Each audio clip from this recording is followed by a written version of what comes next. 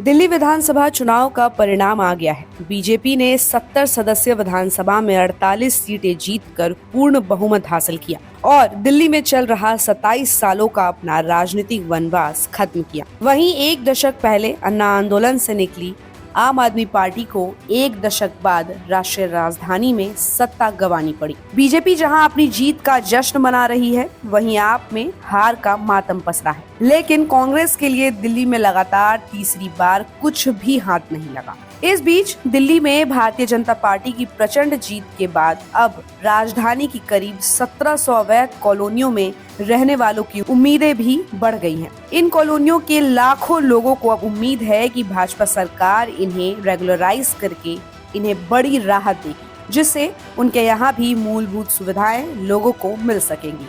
BJP ने अपने 2025 दिल्ली विधानसभा चुनाव के घोषणा पत्र में 1700 अवैध कॉलोनियों को रेगुलराइज करने का वादा किया। सरकार इन लोगों को अपने घर का पूरा मालिकाना अधिकार देगी ताकि वो उन्हें दिल्ली के शहरी विभाग के नियमों के हिसाब से बना सके या रिकंस्ट्रक्ट कर सके। बीजेपी के घोषणा पत्र के मुताबिक इन कॉलोनियों को रेगुलराइज करके यहाँ पर सड़क, सीवेज, ड्रेनेज, पानी और बिजली जैसी मूलभूत सुविधाएं पहुंचाई जानी है।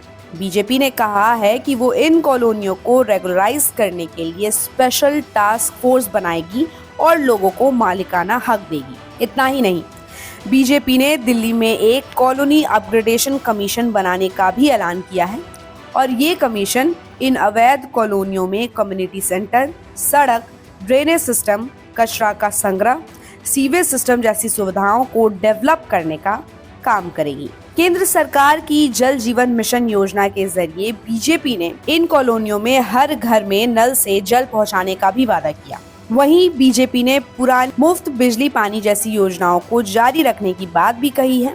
तो संभव है कि इन कॉलोनियों के लोगों को भी मुफ्त बिजली पानी मिलने की उम्मीद जगी है। बीजेपी के घोषणा पत्र में दिल्ली में आयुष्मान भारत योजना को लागू करने की भी बात कही है और इसी के तहत बीजेपी दिल्ली की अवैध कॉलोनियों के पास आयुष्मान भारत आरोग्य मंदिर बनाएगी, जो लोगों को प्राथमिक स्वास्थ्य सेवाएं पहुंचाने का काम करेंगे। तो राष्ट्रीय राजधानी दिल्ली में बीजेपी की इस ऐतिहासिक जीत से दिल्ली वासियों को बहुत उम्मीदें हैं। ये देखना दिलचस्प होगा कि क्या दिल्ली वासियों की उम्मीदों पर बीजेपी खड़ी उतरेगी या नहीं। तो इस पूरी खबर पर आपकी क्या राय है, हमें अपनी राय कमेंट बॉक्स में दें और ऐसे ही अपडेट्स के लिए देखते रहिए गुड रिटर्न्स।